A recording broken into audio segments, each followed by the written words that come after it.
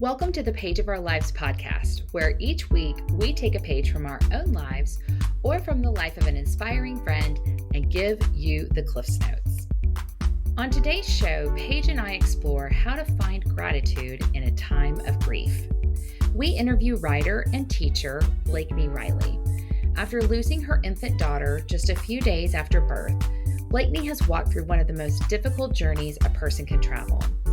Yet, through her darkest season, Blakni saw glimpses of God's goodness at work in her life, allowing her to experience gratitude in the midst of her grief.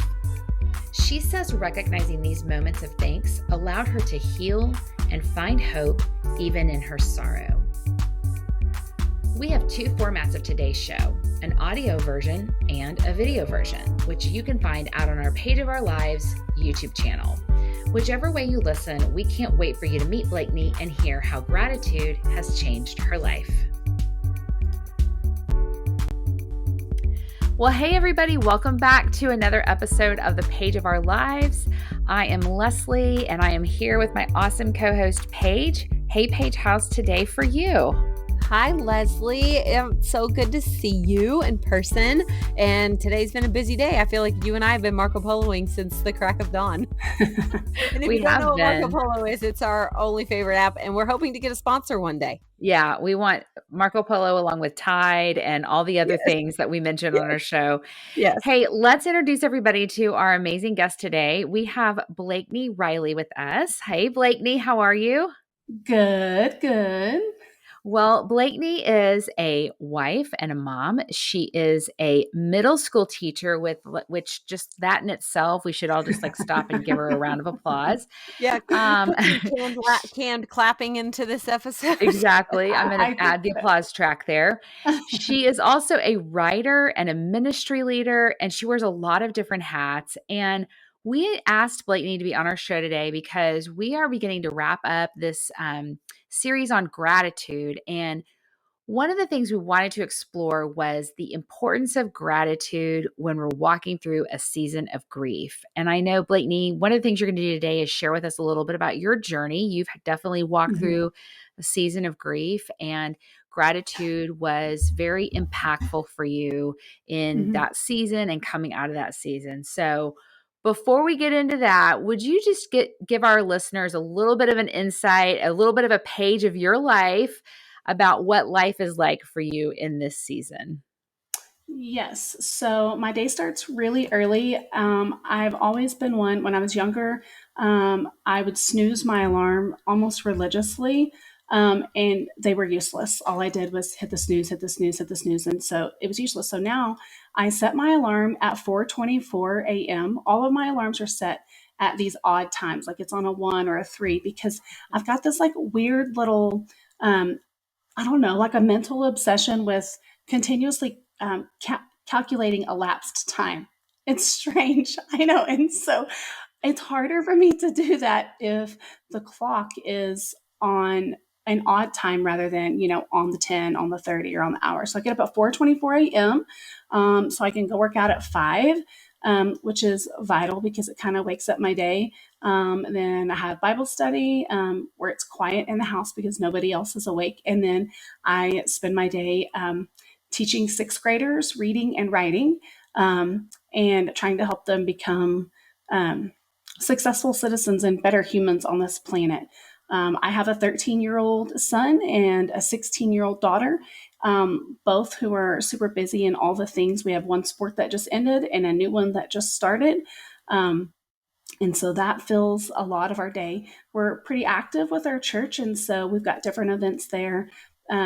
We've got a new friend that's actually is moving here from Washington, that's a super wild and crazy story for totally another day. But the kids have been able to got to spend time with them when they were here. And so there's been some evenings with that too. And then I try to get in the bed between 8:30 and 9, which makes me sound like, I don't know. It's like the time that my mom always wanted me to go to bed when I was a kid, and I resisted it so hard. Maybe it's because I'm getting older. But I want to be in bed a little bit earlier, probably because my alarm goes off super early. Yes. I mean, if I was getting up at 4:24, I would need to be in bed by 8:30. There's no question. There is no question. Coffee does Totally. assist the mornings quite well. Now, are you Yes. one of those that do you pre-brew your coffee? Like, do you set the timer for your coffee to brew first thing in the morning? 100%. Oh yeah, Okay. 100%. I fill the coffee pot the night before, and then it's set to go off at 5:07. It's ridiculous because I'm at workout then. It doesn't even matter. I don't know what the deal is. I don't know what the deal is. Maybe my schedule at school influences that too, because all of our schedule, like our classes end at strange times. I've got one that ends at 2:07 and one that ends at 9:43 a.m. Like it's so maybe, Yes. it carries over into every aspect of my life. But then it's ready when I get back from workout. So I just have to pour it, drink it, and move on So about my good. day. Good for So good. you. Okay, Leslie, I feel like because not everybody knows Blakni, and I think everybody might need to hear the little backstory how Blakni came into our lives. So, Yeah, go for Blakni, it. you and I met at the She Speaks conference. I don't remember what year that was, Oh gosh, probably. 2017, Yeah. 18, somewhere in those teen years of the Hmm. 2000s. I don't know Right. exactly. And Pre-COVID. so, Yeah. yeah, pre-COVID stuff. And She Speaks is with Proverbs 31 Ministries, and it's a speakers conference for speakers, writers, and ministry leaders. And we met in the lobby. So, Blakni, why don't you tell that story a little bit? How you Well, came into our life? yes. Okay. So I really like adventure. So sometimes I've had a tendency to totally jump and then I'm in the air and not really wondering where I'm going to land. And that was kind of one of the deals with She Speaks. I love to travel, but I've never traveled completely by myself before that far. Like going to Dallas, it's not really that far. It's like a short little plane trip. I've got people that I know there. So going to She Speaks, it really wasn't until I got there that It's I from realized. tell them where it was, from Texas. Oh, okay. So I live in Amarillo, Texas, and She Speaks is in Charlotte, North Carolina. So literally halfway across the country, where I know no one or knew no one. And so I walk in to the conference on that morning, and I realized that a lot of the people really looked like they knew each other, and I realized I know no one. And then my immediate thought was, what am I going to do? And what did I get myself into? And I started to panic. I say like a little bit, but it really was kind of a lot. And so I was looking around and I'm thinking, what am I going to do? And so I texted our youth pastor's wife, who's a friend of mine, sat down. And as I'm texting her, I'm like, Lena, I just need for you to pray for me to find a friend. I just need one friend. And no kidding, literally, as I'm hitting send, I'm getting ready to look up, and Paige is standing in front of me. She's like, Hi, my name's Paige. What's your name? And I was like, I'm Blakni. She said, Well, we're going to be friends. I said, What?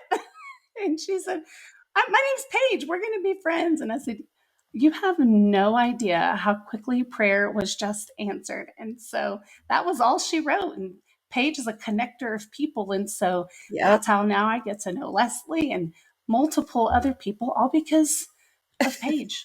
All because of Paige. You know what I don't what I'm hoping to be like that saying, like, there's the 5 something of Kevin Oh, Bacon, yeah. like the Oh, The er 6 degrees of 6 Kevin degrees Bacon or of 5 degrees. Kevin 6 degrees of separation. Yes, from Paige Evanson. separation. Yeah, and so then whenever I met Blakni, introduced us to another friend, Stephanie, who was on one of our episodes back when we first launched the podcast. And then I'm like, Leslie, you have got to know my friend Blakni because she lives out in Texas.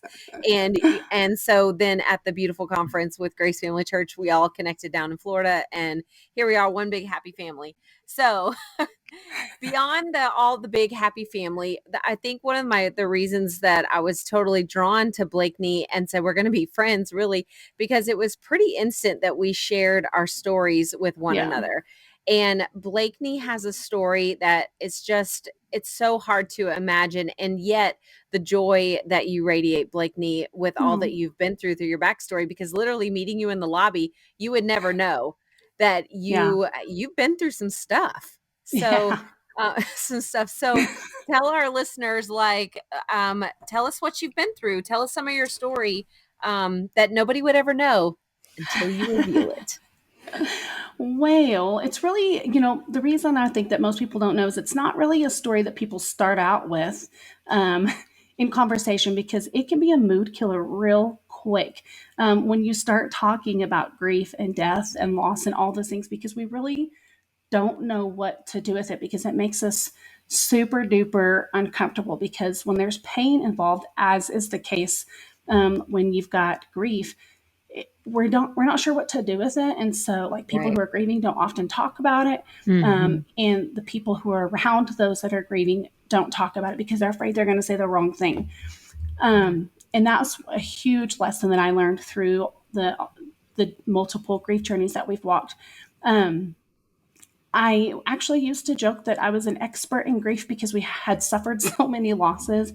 But then I realized that's probably not something that it's not really a laughing matter, but it is actually, laughter is one of the things that helps get you through too. And so I decided to not nix that at all. But we are big at we've walked through several losses in our life. Probably the first significant loss in my life that I suffered with regards to grief would be my brother, who was killed in a motorcycle accident almost 20 years ago. He died 3 months after my husband and I got married. So we got into real marriage real fast.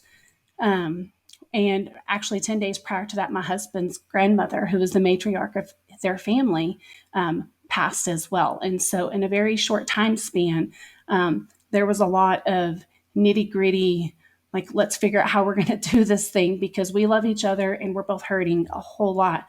How are we going to figure this thing out?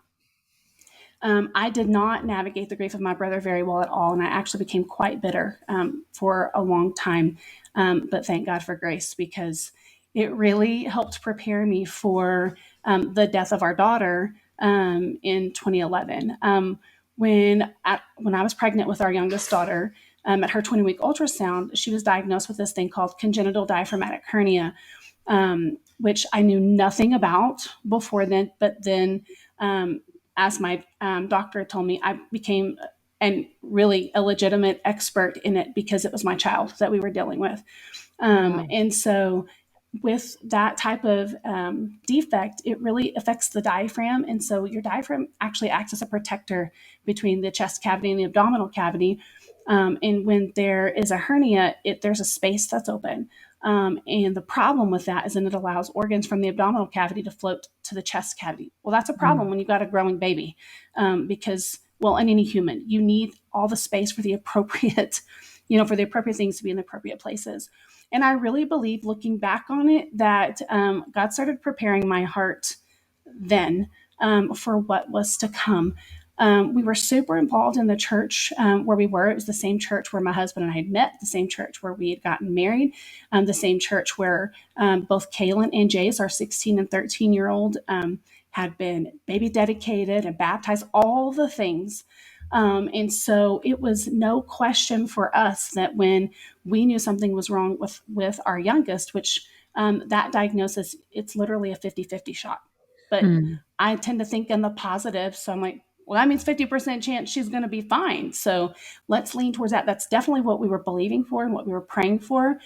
And what tons and tons of people around us were praying for. So we just made plans as if she was going to be fine. That yes, she would need all sorts of reconstructive surgery internally, but she was going to be fine because, hey, that's what people were praying for, and God answers prayers, right? So the problem came for us when the prayer wasn't answered like we had prayed and believed. And so that was hard, not just for us, but a lot of people around us, which is why when I mentioned that grief it's sticky, it's just sticky for everyone, and why it is super duper important to be grateful for the immediate things around you, because those things became what saved me. I had a 6-year-old, when our daughter died, I had a 6-year-old and a 3-year-old who needed their mommy, and just looking at their faces was significant. I had a husband who was grieving too, who needed me to be present for him. And so I had some people who spoke some real truth into my life, who were willing to tell me some of the hard things that I didn't want to hear, and who let me be real. Because one of the things I've discovered being a believer and someone, when you're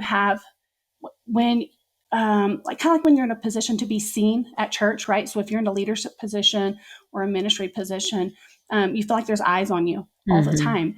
And one of the things that I found very difficult was I felt like in a large part of the time that I had to put on a show for people because it was uncomfortable for me to be able, for them, for me to be able to grieve. But I had some people that surrounded me who were like, hey, like, I hear that you're saying that you're fine, but your face indicates that you're not fine. So Right. that was huge. That was huge in my healing. And I think is something that's super important when people are walking through seasons of grief, especially if you're someone who's not personally walking it, but you've got some close friends or family members or coworkers, or you just see people that are walking through that grief journey. Is just like, give them the permission. And you almost, I think, have to vocalize with them, hey, like, I know that every day is not going to be okay, and it is okay for you to not be okay, especially when you're around people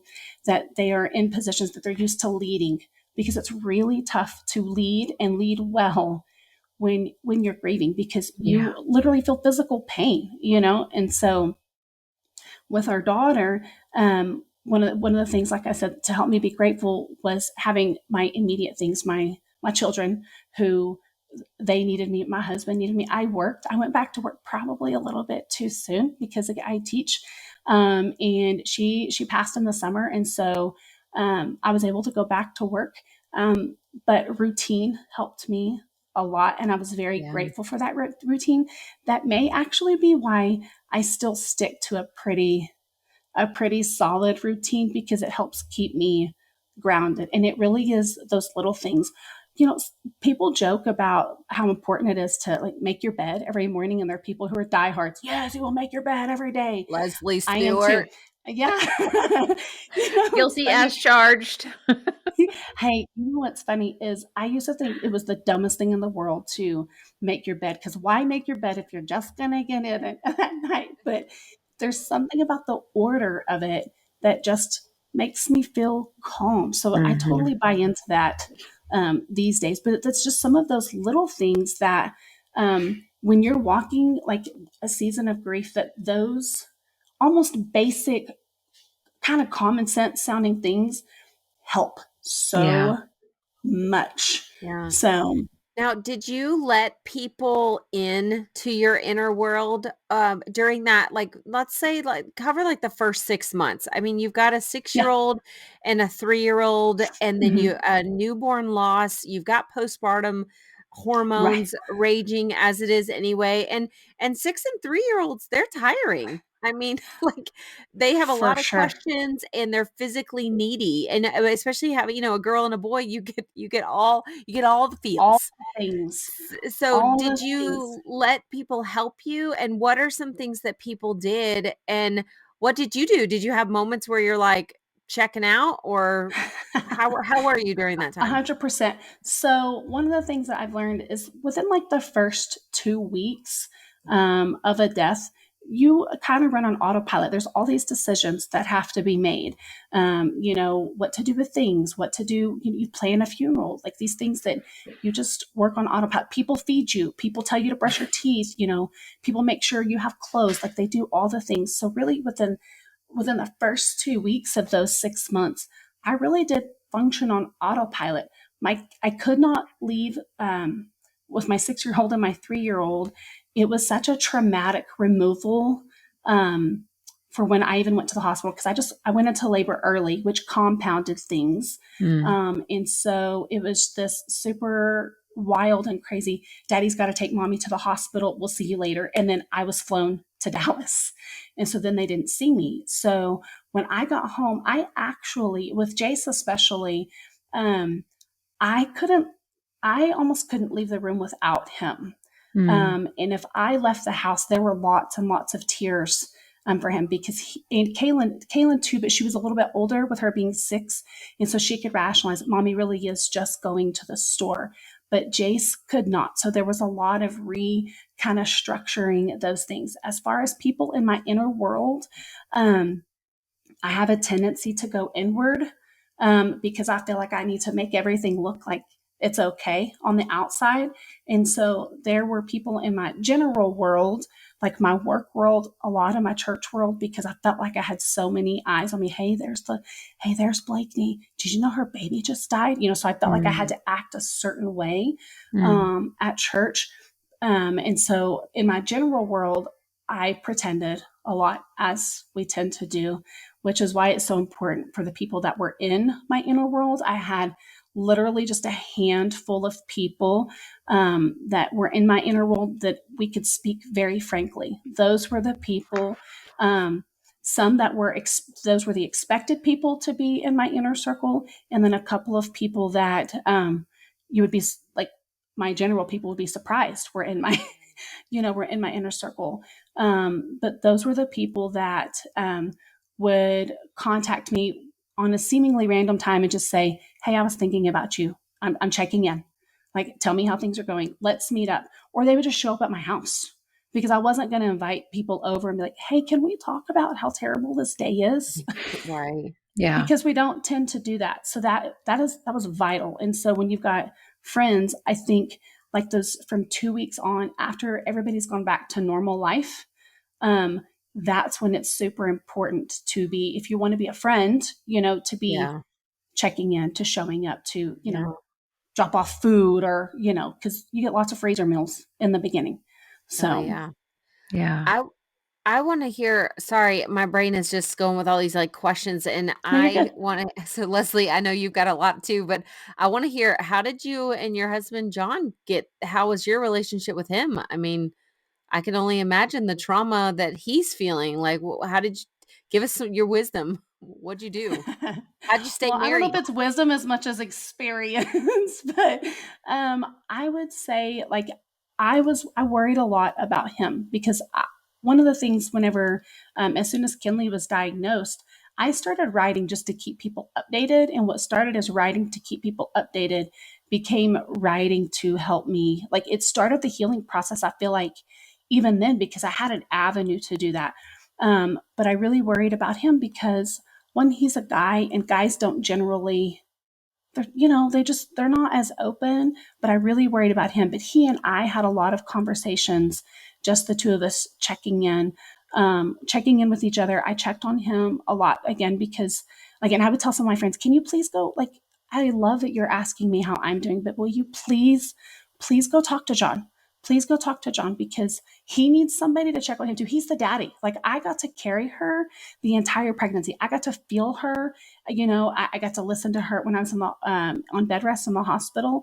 They did, routine Dopplers. So I got to hear her a lot and he did not get to experience that. So our journeys were very different, but he and I had a lot of conversation. It's wild when you talk about like the grace and peace of God, where people will say, we tend to want to push God away when things are really, really terrible. Sometimes when it's really, really good and when it's really, really bad, because we either think that we don't need him or we're not worthy of it, right? On either end of the spectrum.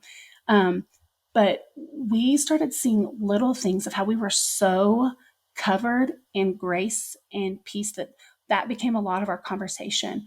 Plus, there were some people around us who were not believers. And so we were able to have a conversation about what our journey was looking like on the outside and how we could make sure that Christ is who was portrayed. And I actually have a very, very dear friend who she's from the Dallas area, one of my very best friends in the whole wide world. She got to come and attend. Well, first of all, she's the only one of my friends who got to be there. She was there. She actually got to see Kinley when she was born. She got to be present for that whole time. She sat in there. Like when you think about like friendship, she sat in there at literally one of the worst moments of my life. And she got to sit there and was just to be present like that. You don't find very many people like that. And she did that willingly because there are a lot of people like, peace, I'm out. That is not anything that I want to be a part of. Yeah.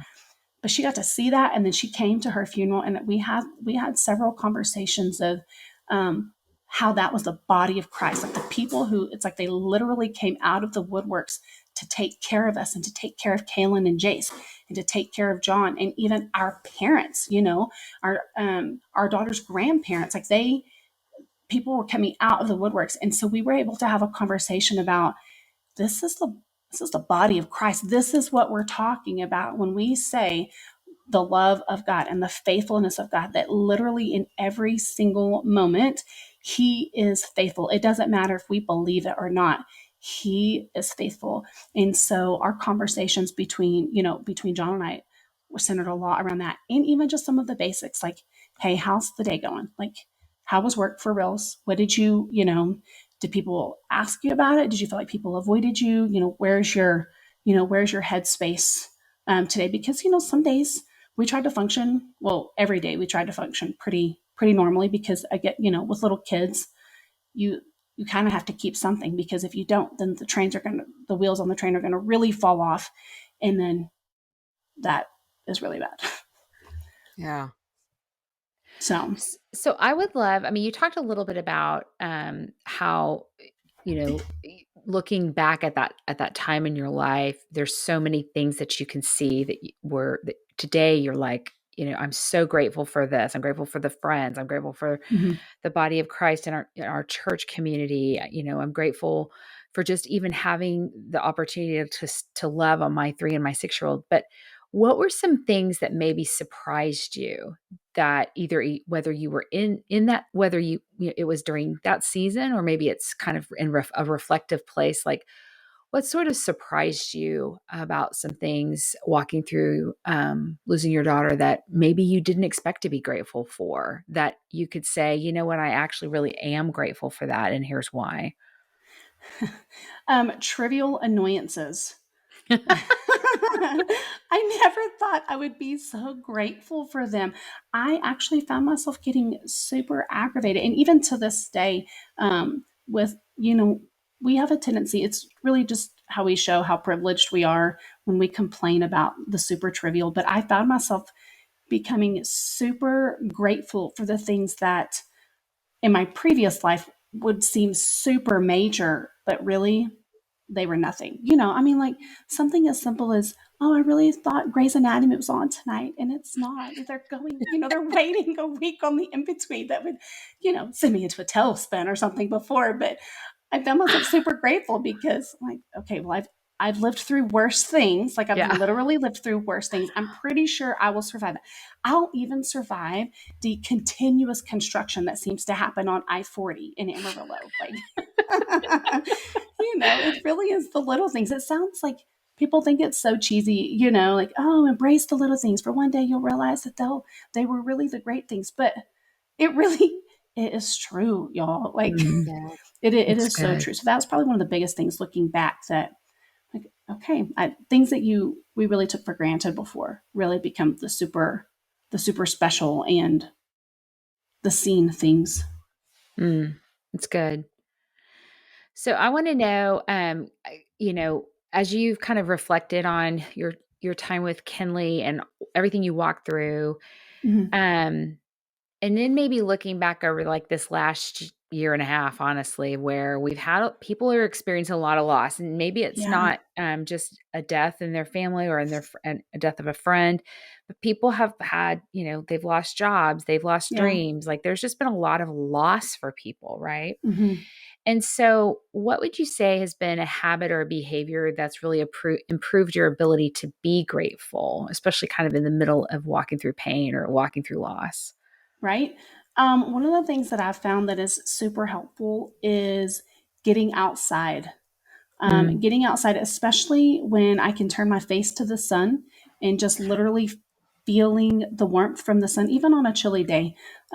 Just having that, because there's something that it's like it just touches, first of all, you feel it physically, which does something, I think, chemically in the brain, but two, just because it touches your soul. So being able to be outside and maintaining, to the best extent of your ability, some real physical contact with other people. Like technology is great, but I feel like it can be super isolating too if that is your only form of communication, because we were designed to be able to touch other people.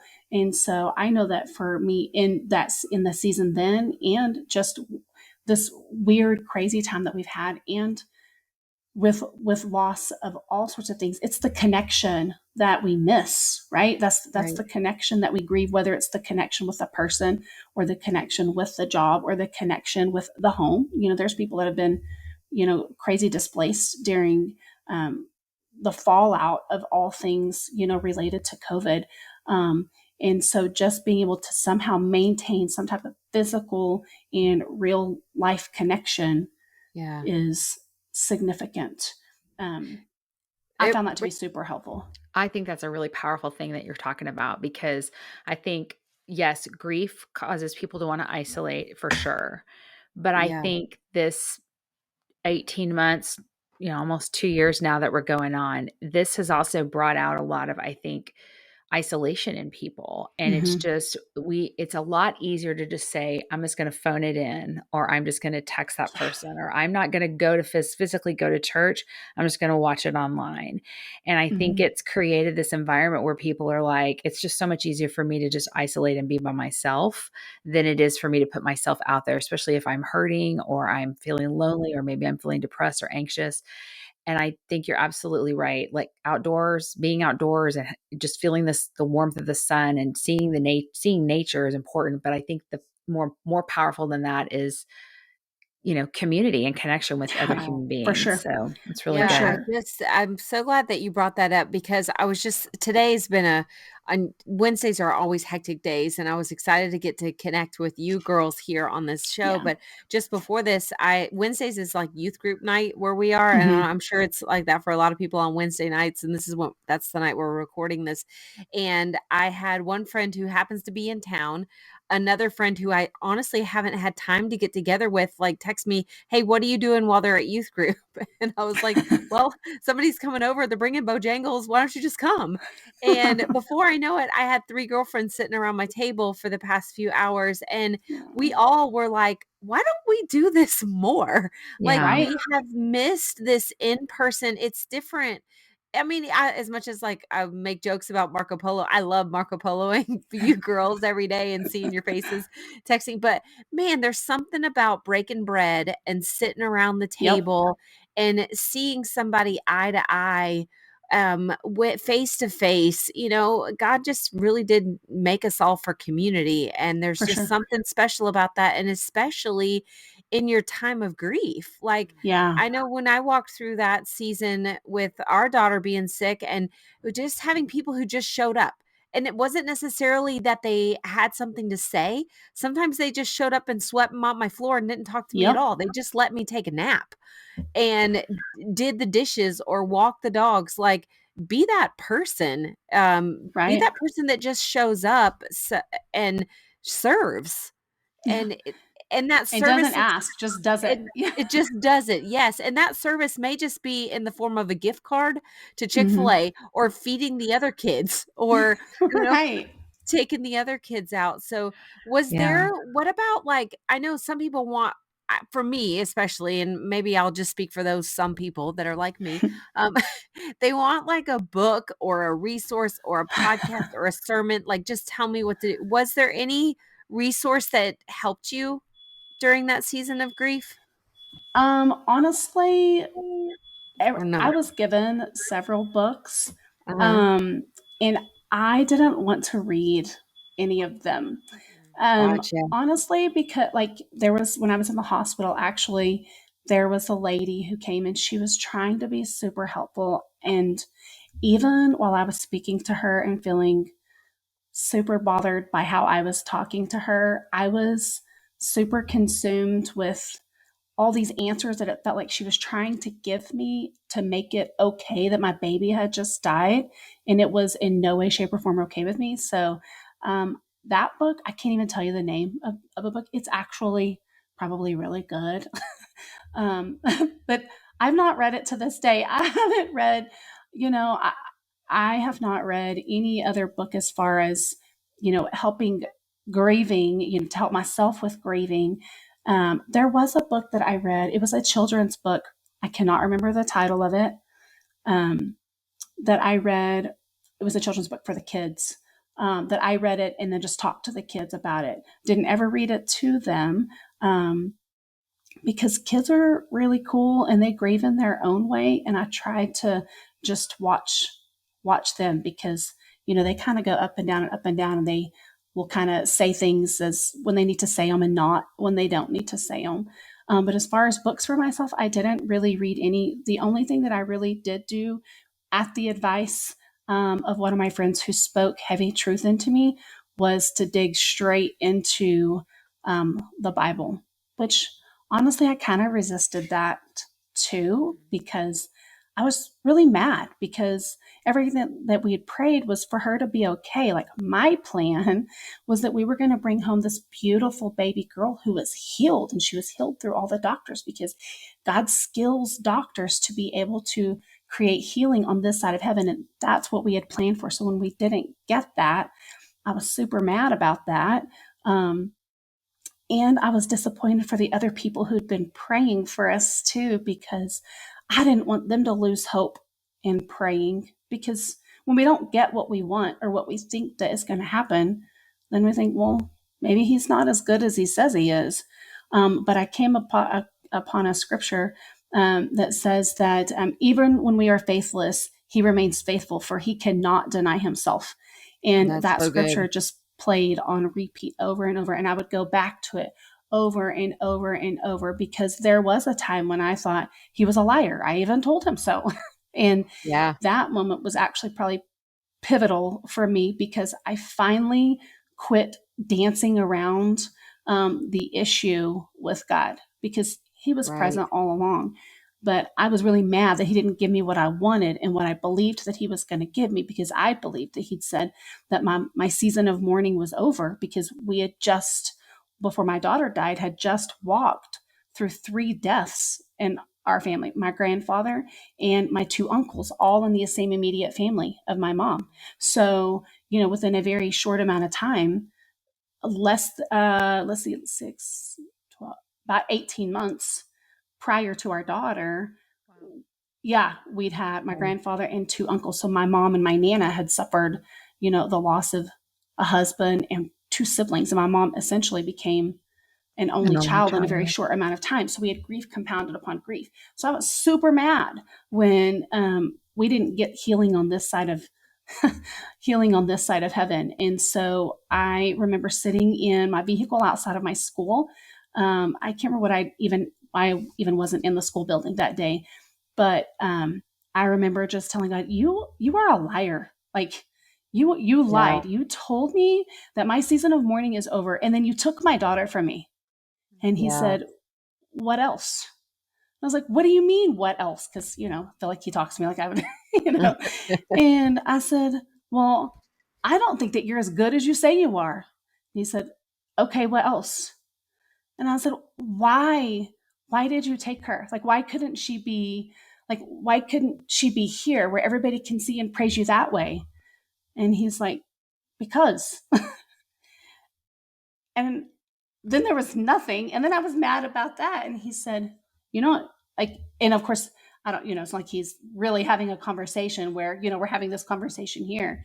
But it's like I could, in that vehicle, just that pure honesty of me telling him how angry and how much that I really didn't believe that he said who he said he was. And he remained. He didn't, strike me down dead with a bolt of lightning or say, get away from me. It's like, I'm here. Like, it doesn't matter. Bring whatever you have, because I'm here for you. I will remain faithful. Like, you can't see what I'm doing in you right now and what I'm going to do through this. He was like, you can't see that right now, Blakni, but it's coming. And so now that we are, 10 years out, there's so much that it was impossible for me to see then. So much that has been accomplished, and opportunities to be able to share his faithfulness because he didn't heal her on this side of heaven. There's just no way that I could physically or even spiritually see that then, because I was so wrapped up in what I didn't have, right? Which I think that's what happens, because we just want what is missing. And it takes some time and a lot of truth to be able to see on the backside, what can really come from it. So when I think of like advice for someone who is grieving, it's one step forward. Like every breath, one breath at a time, one step at a time, because those little things really do add up to much longer distances and more days that passed. I used to look very forward to a new morning. Maybe that's one of the other reasons I really like mornings, because with every new morning there was a new opportunity, and I'd survived one more day. Yeah. Right. And the more days that you survive, the more survivable they become. Mhm. So Well, and I once read Levi Lusko's book, Through the Eyes of a Lion. Did y'all read that one yet? No, I haven't read it. No, he lost his daughter Lenya to asthma attack, really. And when he lost her, one of the things that God showed him through that loss was that instead of grieving, we only had this much time with her, and that she's been gone for this many days. We now say we're this many days closer to seeing her right. again. Like, and I love that perspective that as every day passes, yay, we are one more day closer to getting to heaven, one more day Right. closer to getting to be reunited with her again. And I love that perspective of, you are 10 years closer to getting to Yeah. see Kinley again. I mean, Yeah. like, you're getting close. We're all getting closer every day to our Right. eternal home. That's And so good. I just thought that's just a great perspective versus letting the enemy steal and keep us in that place of grief. Which he Because will. he will. Yes, he will. Absolutely. He wants to keep us from fulfilling the callings that are on our life. And I know watching you, Blakni, just in the few short years that I've gotten to be your friend, it's been amazing to watch your writing, to watch No. the opportunities you're getting to share your story. And it's incredible. And I mean, and so many people, they may not comment all the time, but I bet you they're reading your words. Yeah. And man, you have such an anointing to speak so powerfully through the things that you write, because you've been there. It's one thing to hear from somebody with I don't know, an influencer of some capacity or Right. whatever the buzzword is. But man, you know when people have been through stuff. And Blakni, as so many people, they resonate with what you're writing and what you're sharing because you've been through the hard junk. So Yeah. I'm so glad that you're sharing Well, your thank story. you. I'm just so glad you're sharing your story. And Yeah. I love, listen, y'all know, if y'all have listened to the episodes enough, you know that I'm like an Enneagram 7. Like, I want to avoid the painful stuff. I don't want to go there at all. But what I love about Blakni is that, yeah, we can talk about some painful stuff, but we're having a good time too. Right. Like, there is still, I mean, if y'all could see Blakni in person, she is such an encourager. And I think because you've been in such deep pits of despair, that joy is that much sweeter. And Right. you want to give that away. So I just thank you for that. So this is probably like one of our final questions, because I know the three of us, we could talk all night long. And Right. For sure. we're gonna And we do have and before. we have. Right. Literally. Exactly. But let's just pretend that you got a billboard, Blakni, on that I-40 that's like forever in process. And Let's go say sit and look at it. Yeah. that's right. Let's just say that you got a big gigantic billboard and you could put whatever you want on it. What would that billboard scream? What would it say? Well, I've been thinking about that question. I thought this could go super serious, or it could be It could be totally fun. I not. mean, it could, And yeah. if it's not serious, I would say pizza really is a food group. Like that would be what's on the billboard, because I do believe that pizza should be a food group.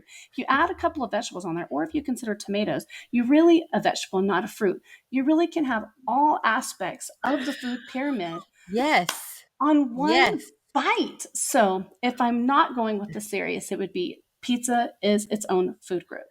If it is serious, I would say smile. It looks good on you. Yes. Because we need that reminder, whether it's a good day or whether it's not. Smiles do things for us and for the people around us, even if we're just smiling to ourselves in the car, like a really stupid, cheesy smile. Because if you do a really stupid, cheesy smile, then you can't help but start laughing. And it just Yes. makes True.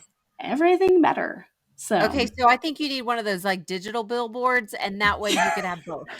Like, oh, I would totally be down for that. 100%.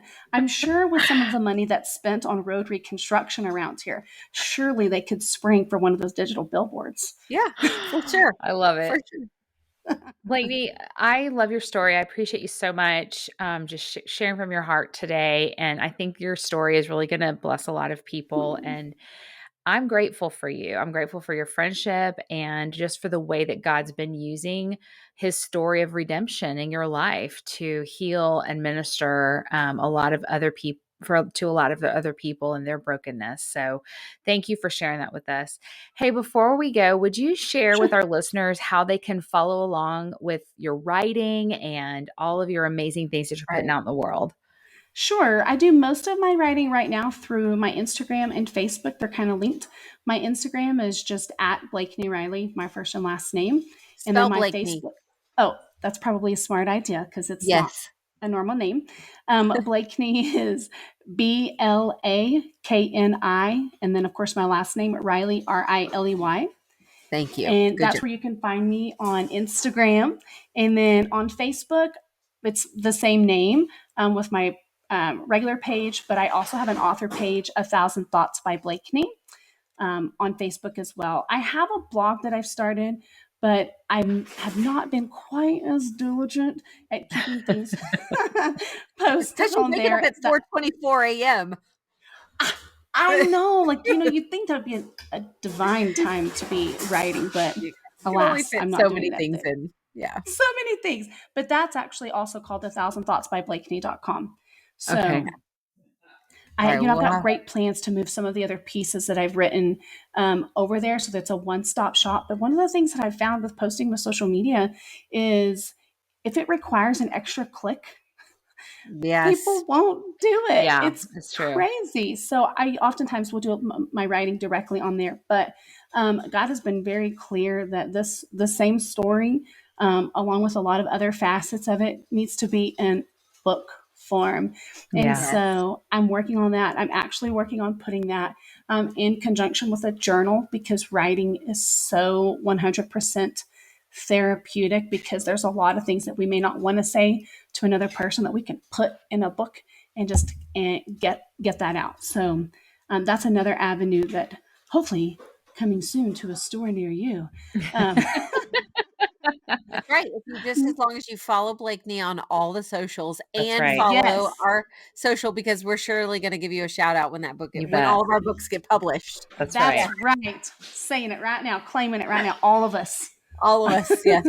I've published books, so. Well, okay, everybody. This has been super fun. Blakni, thank you again for being our special guest, and more importantly, for being a good friend to both of us.